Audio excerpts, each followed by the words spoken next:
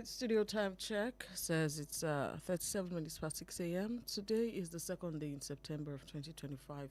Once again, Happy New Month and good morning. Thank you for staying tuned to Wells Radio 89.3 FM. Please accept my apologies. The show is coming about 7 minutes late, but I say thank you so much for staying tuned, for being patient and kind, and staying tuned to Wells Radio 89.3 FM, your preferred wholesome radio. We're located along Alafi Avenue, Uliole Estate, Ibadan. That's where we're broadcasting live from. And I would like you to follow us on all our social media platforms. Find us on Facebook, Instagram, TikTok, and X at Wells Radio 893. Also, please like our fan page on Facebook, specially created for you, Wells Radio 893 FM fan page. And you'll get a glimpse at the wonderful programs that we have, because you can watch us live on our Facebook fan page. You can watch us right now on Perspectives Unlimited. That's the show this morning, Perspectives Unlimited, where we take a look at headlines and stories making the rounds across the different dailies in the country. We take a deeper look into the stories to help you make sense of them. That's what we do on Perspectives Unlimited. All right, this morning, without any further ado, we'll get to the dailies and take a look at the front pages this morning. And I will start that by taking a look at the front page of the Punch newspaper. The front page of the Punch newspaper, where the lead headline says terrorism trial. Federal government may seek Ekpa's repatriation after Finland's 6-year jail term. The writer says government will take further action after judgment review. That's from the AGF. Ruling warning to extremists. That's from the information minister. You find that story on page 2 of the Punch newspaper. More headlines. Strike threat. Resident doctors give federal government 10-day ultimatum. That story is on page 42. More headlines. Nigerian embassies hit by unpaid rent, salary arrears. You find that on page 3. 2027 PDP obedience tackle Wike over Jonathan Obi. That story is on page 2. Dangote fuel exports surge amidst foreign refinery shutdown. All right, you find that story on page 28. $600 million monthly diaspora remittances, proof of reforms. That's from the federal government. You find that on page 20 of the Punch newspaper. Oyetola blames wooden boats as accident claims 92 lives. That story is on page 27. And 60-year-old man arrested for raping Lagos lady. That story is on page 5 of the Punch newspaper. In picture stories, we have President Bola Tinubu, Vice President Kashim Shettima, and other cabinet members during the reception for the Vice President Frank Marquez of Colombia at the Aso Villa in Abuja yesterday. All right, we'll also take a quick look at more headlines this morning. Let's take a look at the front page of the Daily Trust newspaper. The lead headline is similar. Well, it's the same. Terrorism, Ekpa jailed, Kano's case drags. That's on the front page. You find that story on pages 4 and 5 of the Daily Trust newspaper. More headlines. Over 800 killed in Afghanistan earthquake. Abuja Kaduna rail tracks to be restored in 10 days. That's from the minister.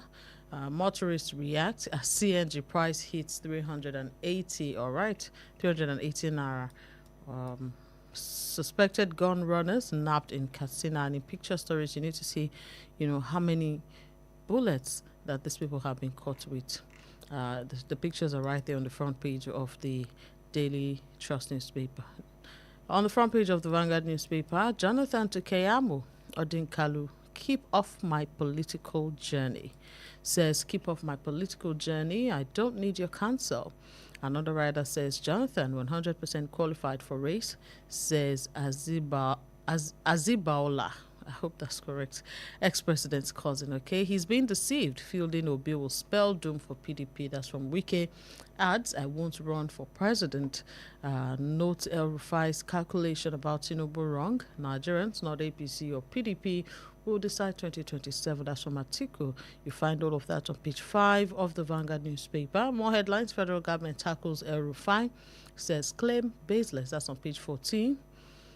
Terrorism, federal government CDS, others hail Ekpa's conviction in Finland. Still more headlines on the Vanguard. Power-hungry politicians seeking to remove Tinubu. That's on page 9. Rivers local government poll, Obi, Labour Party condemn election, go to court, RCX tells aggrieved parties. Finally botched agreement, resident doctors threaten nationwide strike, and this says childhood cancer. 400,000 children diagnosed annually, says WHO.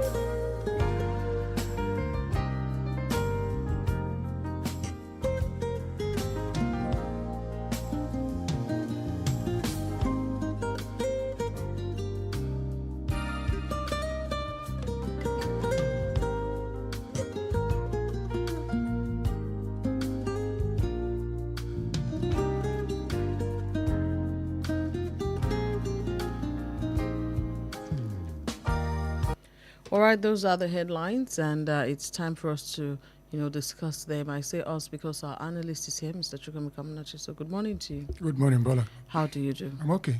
All right, and happy new month. Happy New Yeah, we are seeing for the first. Yeah, what's that? Happy New And, Month. and I mean, it's just the second day of the month, Yes. so it's still very fresh. It's still very fresh. We pray that God will make this month a remarkable one for all of us. Amen. Thank you so much for that prayer. All right, let's get into the dailies and take a look at what they're saying this morning. Let's start from here. There's been a lot of talk. Let's start from politics. There's been a lot of talk between, Wike. There's been a lot of conversations surrounding Wike. A lot of things, that he's been said to have said. So let's start from here, where this is on the Vanguard newspaper, and the headline says, bringing Peter Obi back will destroy PDP, says Wike. The Minister of the Federal Capital Territory, Nyesom Wike, has said that discussions about Peter Obi's possible return to the People's Democratic Party are detrimental to the party. Some PDP chieftains are said to be making moves to woo the former governor of Anambra State to rejoin the party ahead of the 2027 presidential election, with a view to making him the party's presidential candidate. Now, speaking during a media chat on Monday, Wike dismissed the talks about Obi's return, saying the ex-governor's return to the PDP is dangerous and hypocritical. So this is what he said. He said, to what? Bringing Obi to where? You want to kill the party? Obi that was abusing the party, saying it is rotten. So the party is now good enough for him. Ambition can make people even go to Satan's house.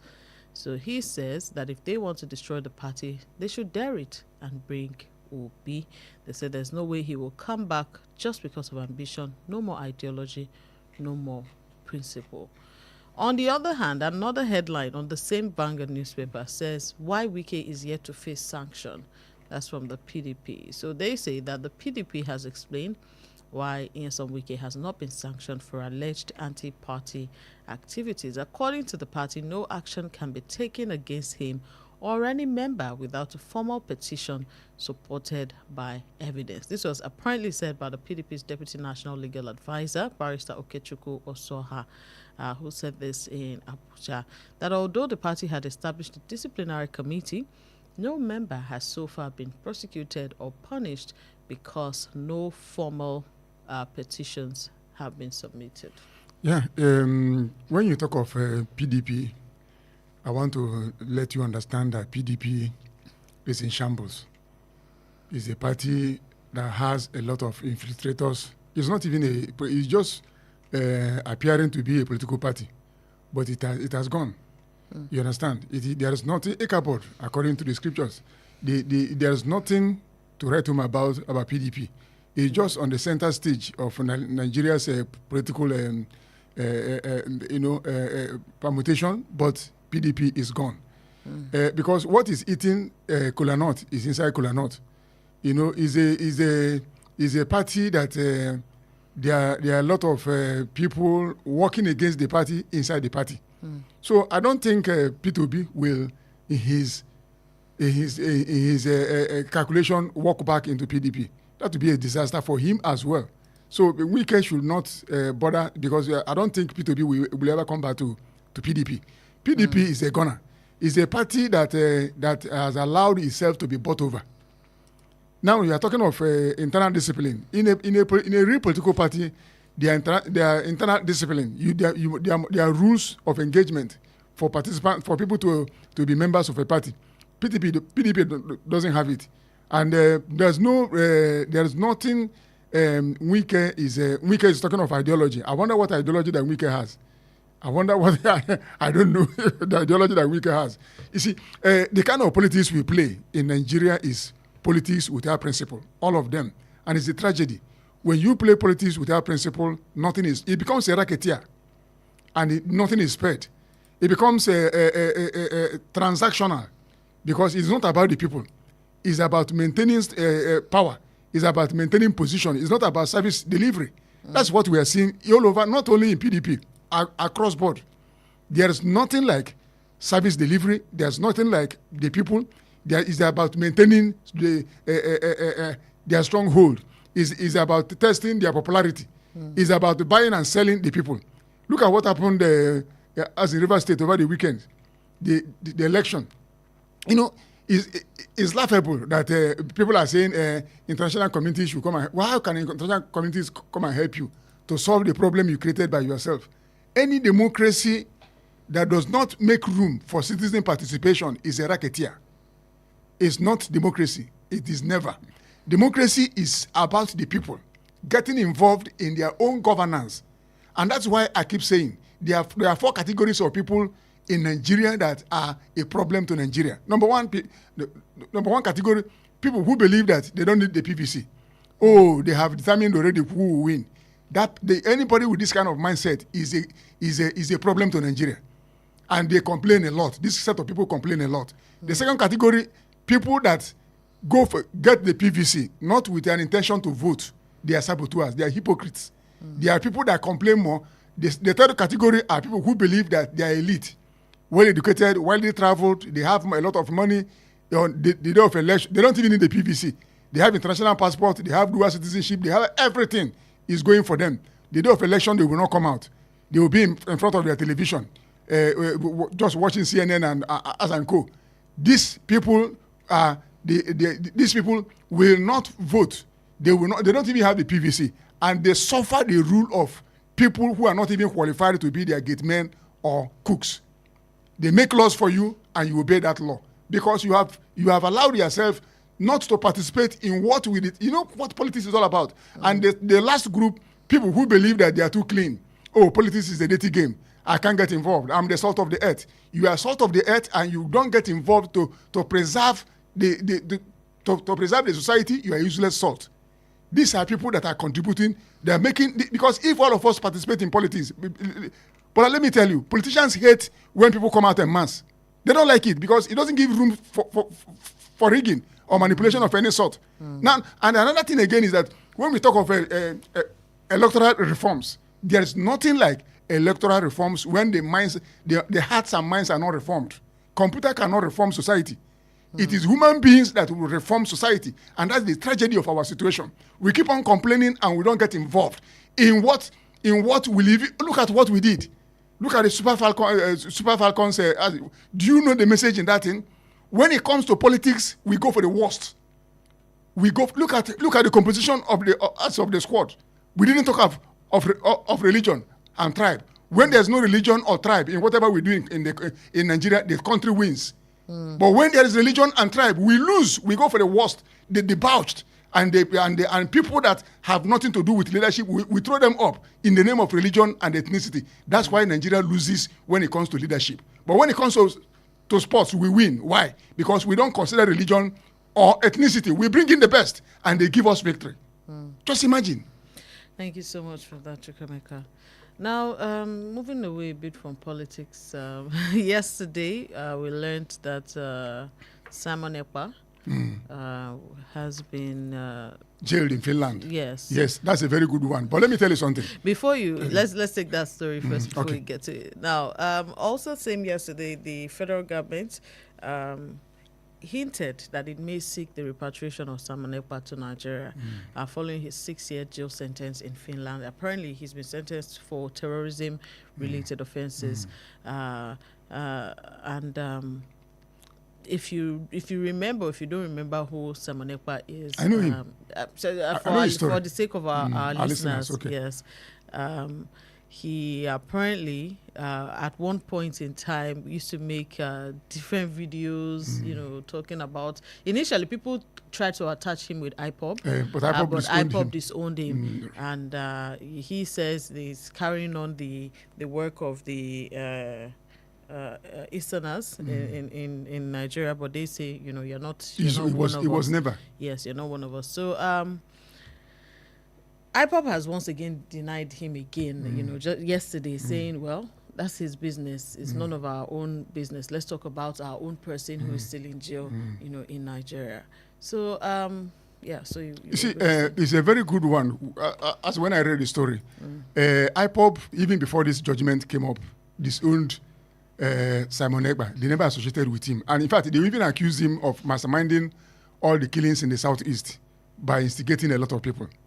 Nigeria is in non-basking in euphoria that Simon Ekpa has been jailed in Finland. That's good. And they are even, what of those, it is in this country we received names of people who are terrorism sponsors. The federal government has not been able to release the names to us. And you are praising Finland for doing the needful, but you have not been able to tell the citizens of Nigeria who are terrorism sponsors given to you by another nation. They brought it here. They told... What if they're working on it? How many years? How many years? It is gone. You are saying that Finland did the right thing, which is good. But they gave you the list of names, people who sponsor terrorism in your own country, and you didn't do the needful. You are praising Finland for having the political will to jail Simon Ekpa, which is good. But you have not been able to. El Rufai raised up an allegation that some people are paying bandits. Nobody has touched that. Nobody has told Nigerians who are terrorism sponsors. We got a list. How many? It was under Buhari till now. Wow. Nobody has been able to tell Nigerians who are terrorism sponsors. Nobody has been able to tell Nigeria. A lot of things are going on in our country. First of all, we must put our country in order before we begin to praise another country that has the political will to do what we expected them to do. But what of terrorists in Nigeria? In Nigeria, where are the sponsors? Have we been able to tell the citizens where the sponsors are? We shouldn't be praising as Finland and forget to do our own job here as a country. That's why they just watch. When it comes to criminality, we profile people. We remember where they come from and their religion and everything. The issue is that Finland is a normal country. They've tried Simon Ekpa and they found him culpable and they jailed him. Good. How many people have been tried in Nigeria on terrorism charges? The list given to Nigeria, where have they published it? Where? If we are sincere in tackling terrorism in Nigeria, if we actually know what we are doing, we don't know what we are doing. And that is why there are a lot of allegations here and there. First of all, they say we should not be calling them terrorists. They are bandits. Bandits don't shoot down an aeroplane. They are terrorists. Where are they coming from? Tell us who are the sponsors of terrorism in Nigeria. we shouldn't be rejoicing over what Finland did about Simon Ekpa. That's where I stand. Tell us also, we have terrorists in Nigeria. We have them in high places. Tell Nigerians who they are if you have the political will. Don't rejoice over what another country has done to put their society in order. That's where things work. That's the way I see it. So Simon Ekpa going to jail is a welcome idea. I support it because most of the things he was doing in the South, they accused him of doing in the Southeast, was not in tandem with the welfare of the people of the Southeast. So I pray we have a breeder in the Southeast. But Nigeria as a country should have the political will also to tell Nigerians who are terrorism sponsors, give it to us by another nation. Publish the names and let's know them. That's where I stand. All right, thank you so much, Chukwemeka. Now, we'll take a break shortly, but for our listeners, this is what we're going to be talking about when we come back from the break, and we'll also be taking your calls when we come back from the break. Apparently, the Office of the National Security Advisor, the ONSA, and the Kaduna State government rejected allegations by former Governor Nasser El-Rufai that the federal government under President Bola Tinubu has been paying incentives to bandits through the ONSA. So we'll be talking about that when we come back from the break, what El-Rufai said and what followed after. But please stay tuned to Perspectives Unlimited on Wells Radio 89.3 FM. When we come back, we'll have more for you.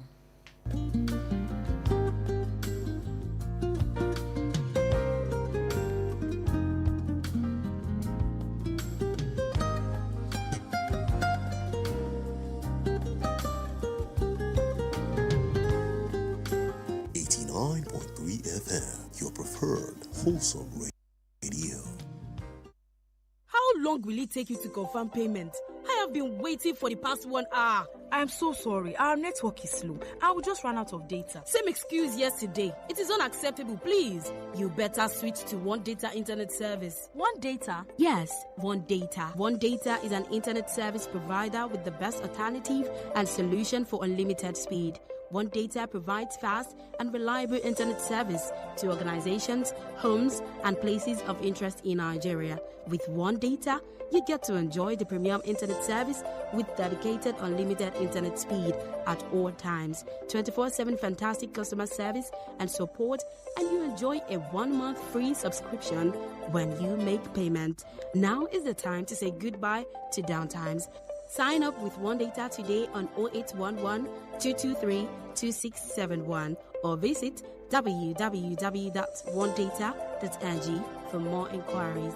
One Data, unlimited speed.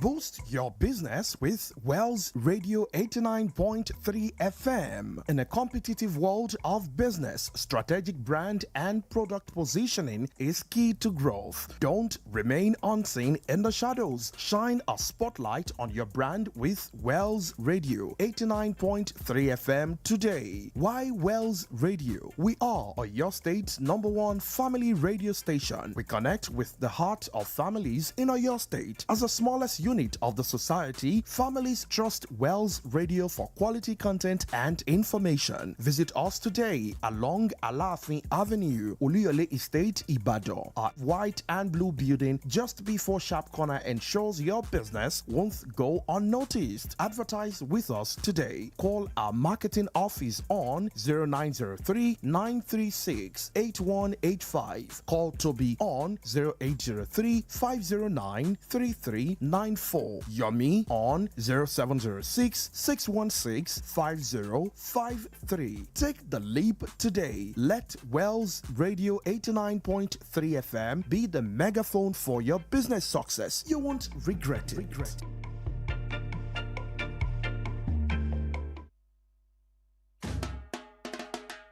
Oh yeah, if you like sports wella, make I reason you sports assembly on Top World Radio 89.3 FM. You won't hear latest gist, analysis wey get vibration. Firmino excellent, Scott Mark, everybody. Lisandro Martinez drill them for that final. Lisandro Martinez no play like saying just a come All back. transfer rumors. That one they play 2-1. Na last victory be for Xavi before he carry load comot for Barcelona. Okay now, Monday to Friday 6 p.m. to 7 p.m. We go run una autori for sports matter, football, basketball, tennis, and even our local sports. If na EPL, e dey. Italian Serie A nko, e dey. Spanish La Liga, e dey. MPFL, no dull yourself. Even predictions wey dey enter, that one sef dey. Sports Assembly on World Radio 89.3 FM. Sports lovers, no shaking. Meet Sam Adeliri, una one and only Sadeliri, and the Sports IQ on top Sports Assembly on World Radio 89.3 FM, where sports matter, they share.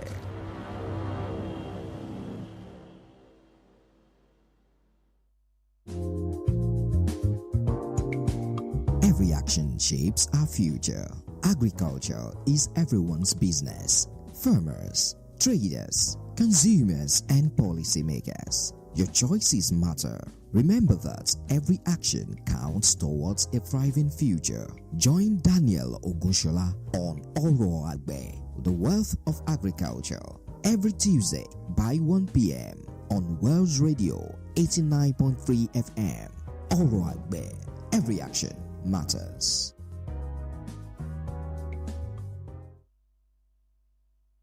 .3 FM, your preferred wholesome radio. And it sounds the big Lord.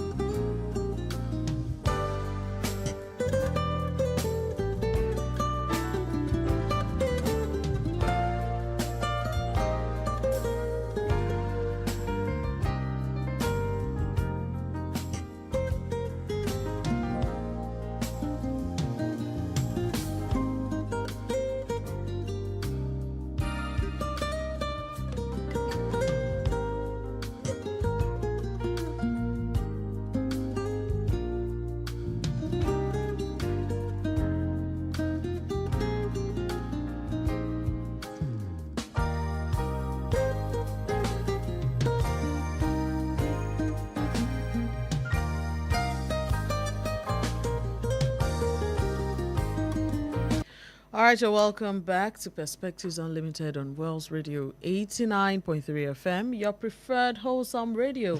We're still talking about headlines making the rounds across the different dailies in the country. The phone lines are officially open and you can be a part of the conversation this morning. 0916 893 1000, 0915 333 4893, and 0911 3333 893. I'll take the number again. 0916 893 1000, 0915 333 4893, and 0911 3333 893. These are the numbers to call to be a part of the conversation this morning. All right, before the break, I did say we're going to talk about El Rufai and ONSA. Now, apparently, former Governor El Rufai on Sunday, during an interview on a TV station, alleged that the Office of the National Security Advisor coordinates payments to criminal groups in the name of amnesty and incentives, warning that such a policy would worsen insecurity. He said the truth is that you cannot appease criminals. It has never worked anywhere in the world. Now, ONSA itself, in fact, so El Rufai went further to say that, the approach contradicted the position of the Muhammadu Buhari administration, which according to him resisted calls for ransom payments and instead encouraged coordinated military offensives, when we know that it's with the Muhammadu Buhari administration that we started having what they call repentant Repentant terrorists and bandits. Yes. Now, the ONSA, that's the Office of National Security Advisor, has dismissed these allegations as false, baseless, and insulting to security operatives who have lost their lives in the fight against terrorism. Bayo Onanuga shared a statement on X. He said that El Rufai's remarks were unfounded and politically motivated. The Kaduna State government as well, has accused El Rufai. Okay, let's take the school. Hello, good morning. Okay, I believe we lost that call. Please call us back. Now, the Kaduna State government has also said that El Rufai is deliberately inciting instability and attempting to plunge the state back into its old cycle of insecurity and ethnic strife. They're calling all of this, political maneuvers. From day one, I know that it has been said and said again over different media channels that having a program where you're having repentant bandits or repentant terrorists just makes no sense, because it's not exactly as if you're in your office and these people come to meet you and lay their arms down. Most of them are caught in the middle of fire, and then they say, "Oh, I surrender." No, you see, and then you call them repentant. You take them. We've seen several videos. You take them. Give them new clothes, teach them trades, put them in a place where which is an insult to people who have lost their loved ones. But let's take this call first. Hello, good morning. Hello, good morning. Good morning to you. Your name and where you're calling from? This is Aderonke from Muslim. Aderonke, good morning. Concerning what El Rufai said, if what El Rufai said is true, then it is deeply touching that because no nation can buy peace by empowering criminals. And paying bandits only strengthen their grip and encourage others to take up arms. So the real way forward is to secure the lives of Nigerians through decisive action, intelligence gathering, and development that addresses root causes. Anything less will keep the cycle of violence alive. We can't just say that because El Rufai was not given appointment under this administration, and if he sees the truth, he spoke it. I think the federal government should work towards it. Thank you very much. Thank you so much, Aderonke, for your contribution. You see, Bola, it is very, very. That's why I said that Nigeria, they are jumping up over what Finland did, but we have a larger problem here. El Rufai may know what he's saying because he himself has been in the trenches. Under his leadership as governor of Kaduna State, we all knew what happened in Kaduna State. He himself said he went to pay some people. He traveled to locate them and pay them some money. So he knows what he's saying. You understand? So if actually the federal government is paying money to bandits and terrorists, they should stop. But you don't expect them to come out and say, yeah, it's true. What El Rufai said is true. Now, National Security Advisor told the world that some of the arms procured to fight terrorism, that they ended up in the hands of non-state actors. Who has been arrested, prosecuted? Nobody. So you just made a statement without follow-up, without telling the citizens, these are the people. You see, we know what we are doing. They are shielding a lot of people. A lot of people are being shielded because they are well connected. That's why I'm saying that if we want to defeat terrorism or banditry, we know what to do. But we don't want to do it because some people are involved and it has become an industry. And when something becomes an industry, you have stakeholders. You have people, interest groups. You have people who will not allow it to die down because that's where they make their money. So what El Rufai said, it is not coming out to the public and say that because they didn't give him an appointment, because they didn't. That's how they are abusing Obasanjo. Obasanjo wrote a book, Past and Future. Everybody's abusing him when he was there.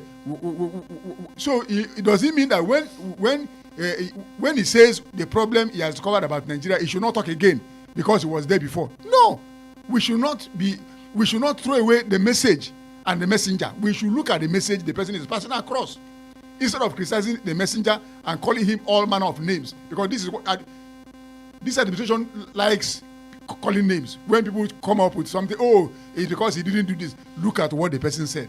El Rufai is not somebody that we just wake up and say what he does. He's not aware of. What the government ought to do is to say, okay, we are looking into this allegation and to know whether it is true or not. Then the citizens will be assured that government is doing something towards what El-Rufai said, not just dismissing it and say because he didn't give him a portfolio, he didn't have this. We all know El-Rufai who he is, we know him. So he may not be in a position to tell us what to do, but because he has been there. Hello, good morning. Hello, good morning, West Radio. Good morning to you, sir. Your name and where you're calling from? My name is George. I'm calling you from Oduekun. You're welcome, Mr. George. Please go ahead. You see, from all what you have read this morning and what the analysts have been saying, we can see that we are even the cause of all the problems we are facing in the area of insecurity and the problems of killings all around. How many people actually ask for freedom for their own citizens in this country? Where is Igbo? Where are those people that took over the Oyo State Secretariat some time ago? And so many others. Even in the north, we have some people who also made such statements. What happened to them?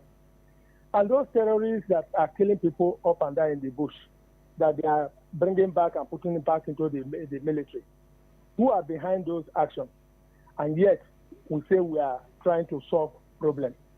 Profiling certain individuals and looking at them as the only people causing problems in this country will not solve our problem.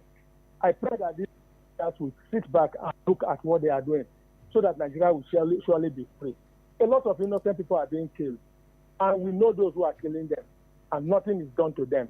Why should some people be above the law and others are profiled every minute? Thank you. Good morning. Thank you so much, sir. So that's exactly what you understand. Remember one of highly placed citizens of this country have been going hobnobbing with the bandits and terrorists and even making case for them. Nigeria didn't arrest him. We didn't ask him anything. Now he traveled to Saudi Arabia and they threw him back. Say we don't want this character in our land. That's how a nation should react. Do we do that? We didn't do that. The government was afraid to go for him. But another nation did what they ought to do, because in this country, a lot. But let me even shock you. Nigeria will only get it right. Do you know there are 3 laws operating in our country? How can a country operate 3 laws and you expect peace in that country? It can't work. It cannot. Every country that has ever thrived must operate under one law. Everybody must be. But a situation where some people place their religion above the constitution of a country, it cannot work. That is chaos. We are just moving around the circle.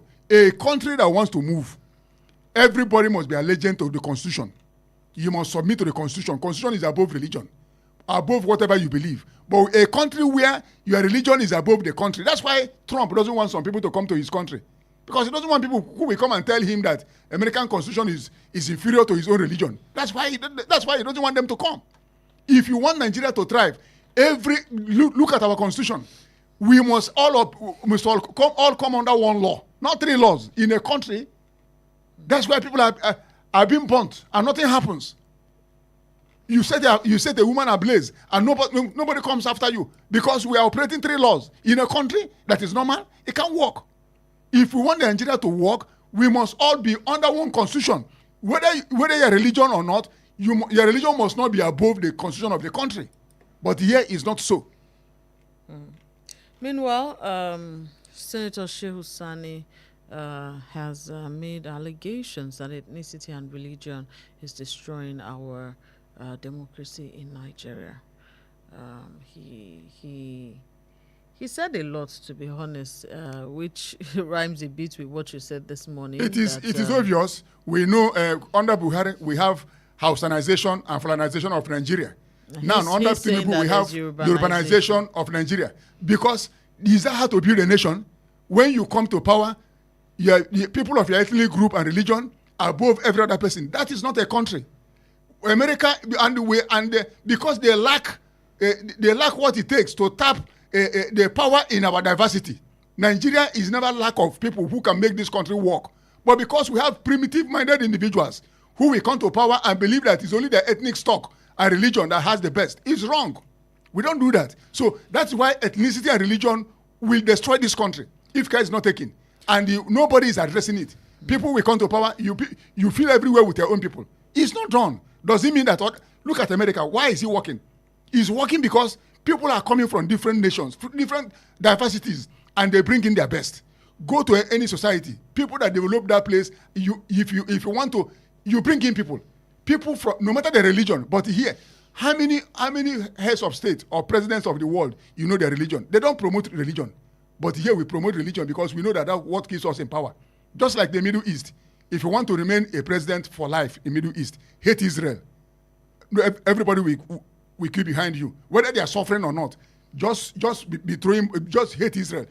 Likewise in Nigeria, if you want to remain in power, be a tribal and a ethnic man, a religious bigot. People will all even if you are stabbing them, they will still follow you. But that's not how to build a country. Right. Our country must be built on fairness and merit. That's why a country will move forward. No matter where I'm coming from, as far as I'm qualified to be in that position, put me there.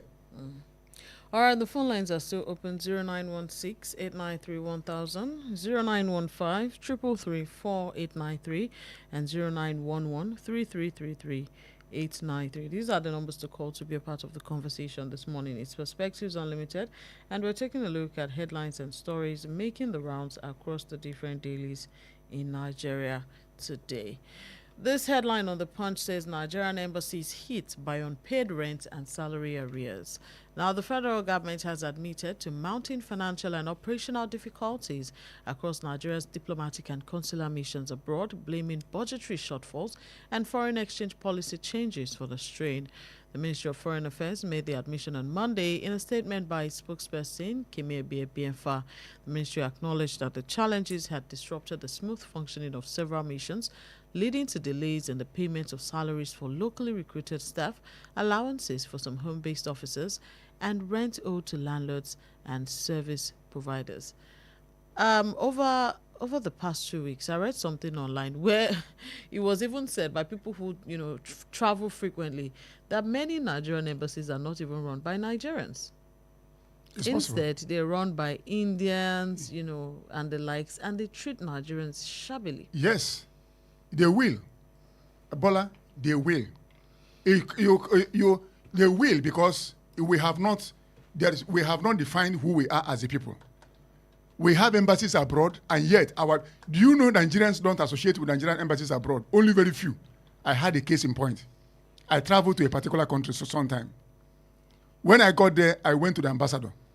I told him what I came to do. The man was so excited. It was as if I was looking at why is this man so excited that I came to see him? He said, if all Nigerians are behaving the way I did, that he won't have problem in his work. I said, what? He said, Nigerians don't associate with the embassy. And you know, I was in that embassy. I came to see the ambassador. They told me that I should wait because I waited. Lebanese were going in to see him. Indians were going in to see him. I got up. I made a scene in the embassy. I said, for what? I've been here before these people came in. Is it because they have a white skin? Before they say, the man who heard my voice inside and came out and said, what is happening? I said, I've been here before these people came. And they're attending to them, and they asked me to sit down. For what? Inside in the embassy of Nigeria, the man now said I should come in. I went inside. That's how they treat our people. Now, how do you expect Nigerians to go there and associate? The way we treat our people here at home is we carry it abroad. That's why Nigerians will never identify with their embassies. That's why when they have problem, they don't go to the ambassadors. I had to shout in that embassy before the ambassador now came out and ushered me into his office and asked me to sit there. And I was even talking. I was shouting. The Lebanese and the Indians, they were afraid. I said, can I come to your own embassy and I'll be treated as first before you? And they were looking at me. I said, we should stop this nonsense. I still have the man's card. I told him, I told him as my mission. He wanted to help me. He thought I came for money. I said, I didn't come for your money. I just came to tell you that this is what I came to do in this country. And he was very happy. He said, Nigerians don't come. They won't come. When you treat them shabbily, they won't come. Nobody wants to be disrespected. This is what we do abroad. We carry this thing we do here and take it abroad. And there will be no patriotism in a country where leaders don't care for their citizens. It can't happen. Patriotism is not by force. You must show the people something. When Americans say, God bless America, there is something America is doing for them. Can we say, God bless Nigeria? Go to the street and see how Nigerians are raining curses on the country every day. Though it is not good, but what is the reason why they are doing this? Because the country does not take care of them. Look at the subsidy we removed. Other countries that did the same thing, they did it in phases. They put a lot of things into consideration. But here we did it by fiat because we have no respect for the people that we claim to be leading. So that's why it is happening. All right, let's take this message on our Facebook page. This is from Sulaiman Sharif. He says, good morning and kudos to everyone in the studio. Regarding the court's jails Samanepa 6 years for terrorism offenses, I want to urge Nigerian judiciary to learn a lesson from Finnish court, because justice delayed is justice denied. Finnish authorities arrested Ekpa in December 2024 on charges linked to terrorism between May 30 and June 25, 2025, with a panel of 3 judges unanimously delivering the verdict. No delay at all, not like the Nigerian judiciary. That's from Sulaiman. Do we have judiciary? Jamil Semil says, Comrade Jamil Semil from Oshogbo Kuliat. Sorry, I can't read this, but good morning to you, Comrade Jamil Semil, and thank you for the comment this morning. Meanwhile, so this headline on the Punch says, Oyetola blames wooden boats as accident claims 92 lives. About 92 passengers reportedly lost their lives in boat accidents across Nigeria between January and August 2025, despite the federal government's efforts to enhance safety on the nation's waterways, and the accidents occurred in several states. Punch made the analysis, right, of all the different accidents, and they say that in May, Governor Oyetola flagged off the distribution of 42,000. Let's take this call. Hello, good morning. Hello, good morning. Hello, good morning. Good morning to you, sir. Your name and where you're calling from? George, calling back. Okay, well, you're welcome, Mr. George. Before this, the issue of the salary of embassies, that the federal government has said is yet shortfall or something like that. Can that be true? Hello, Mr. George. Are you hearing me? Yes, we can hear you. Please go ahead. I said, can that be true? Is their budget shortfall still affecting other projects that they are carrying on in Nigeria here? Or even the salaries of some of the political people in Nigeria? We are not prioritizing things that are important. These people are outside Nigeria and they are representing us there. And we are disgracing ourselves outside. Here, we are complaining, and people are complaining from outside. How do you expect the outside world to look at Nigeria? Thank you. Thank you so much, Mr. George. All right. Before the call came in, I was, saying that we've seen a lot of. Hello. Good morning. Hello. Good morning. Good morning. Please turn down the volume on your radio set. Hello. Good morning. Can you hear me? All right. Good morning, sir. We can hear you. Kalu has been your name, sir. Your name and where you're calling from. You have this course and go away. Hello, sir. Why are they keeping? Hello. Please give us your name and where you're calling from. Or what? Look at it. This Samalepa. They will listen. Let them do what they need to do about Kalu and let him go. Good morning. All right. Thank you so much. I guess that's Mr.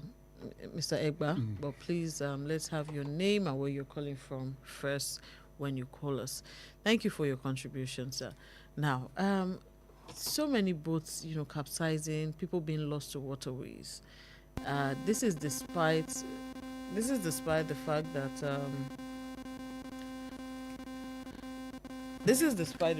the government had said, don't travel on the waterways without life jackets. But we still saw some people. In fact, the same week that pronouncement was made, we still saw some people who were traveling, number one, and overcrowded the boats and had no life jackets. There's no coordination.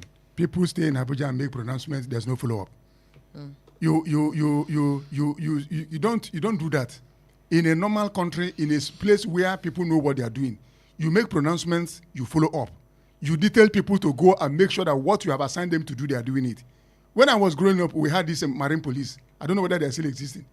You see them at the shores, because I grew up in the riverine area. That's their office. and you do not put any boat on the water that is not whether we call it as water worthy. You understand? You don't do that. But now everything. Just why I said when we say that our problem is leadership, it has affected every facet of our life as a people. Look at how Nigerians are dying like flies on the and the minister of Marine and Blue Economy, Adeboyega Oyetola, distributed life jackets as all over Nigeria, and those people that they gave the life jacket, how are we sure that they even received it? People that are even using waterways, are they even using it? Is there any enforcement? Now, on the waterways, do we have, like I said it on Saturday, we have towing vans, parading express road, waiting for vehicles that have issues.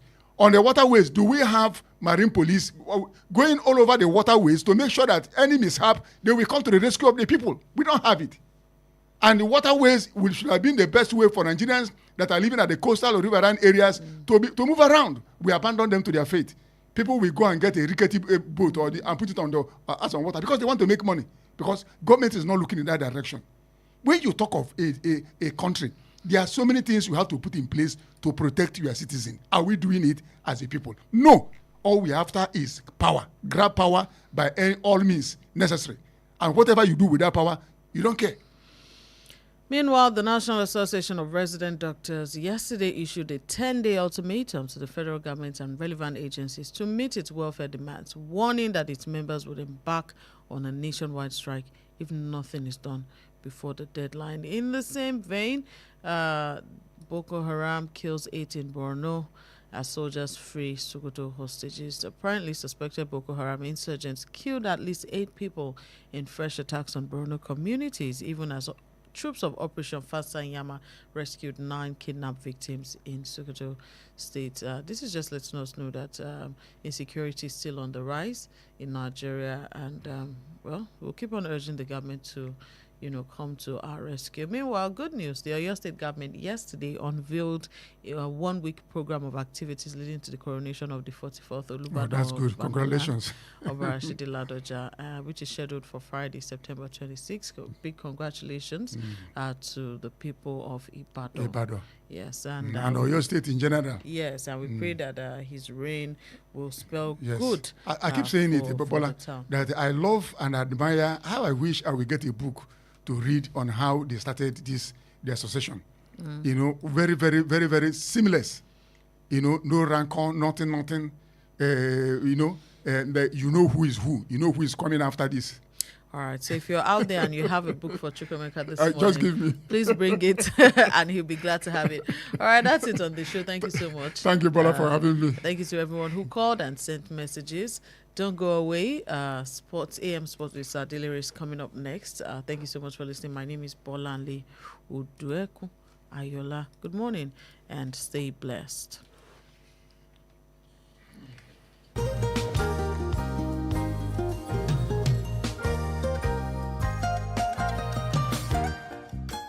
Please listen to this important information. The views expressed by the interviewee in this program are their own and do not necessarily reflect the views or opinions of Wells Radio 89.3 FM or its affiliated entities. Wells Radio 89.3 FM is committed to providing a platform for diverse perspectives and opinions, and the views expressed by guests on our programs are their personal viewpoints. Wells Radio 89.3 FM does not endorse or take responsibility for the content or opinions expressed by individual interviewees and callers. Thank you. 89.3 FM, your preferred wholesome radio.